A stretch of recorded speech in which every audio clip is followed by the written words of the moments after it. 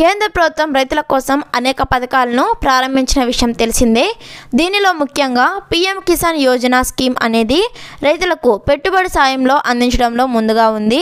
అయితే 2019లో ప్రారంభమైన ఈ యొక్క పథకం 2019 జూన్ తర్వాత పట్టాదార్ పాస్ పుస్తకం అందుకున్న రైతులకు పీఎం కిసాన్ నిధులు రావడం లేదు. ఇప్పటికే చాలామంది రైతులు దరఖాస్తులు కూడా చేసుకున్నారు.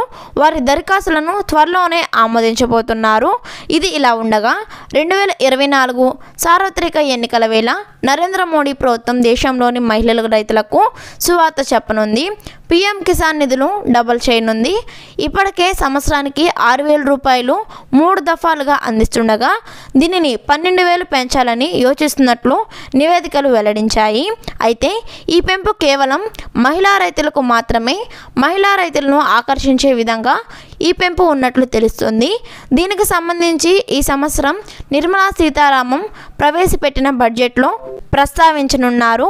12,000 కోట్ల అదనంగా ఖర్చు కానుంది.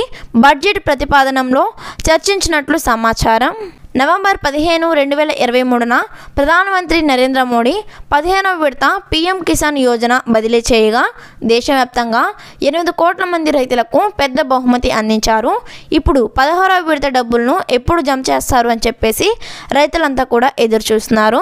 కేంద్రంలోని మోడీ ప్రభుత్వం ఫిబ్రవరి 2024 లేదా మార్చ్ 2024 మధ్య పీఎం కిసాన్ సమ్మాన్ నిధి పథకం కింద 16వ విడత డబ్బులను విడుదల చేయబోతున్నారు.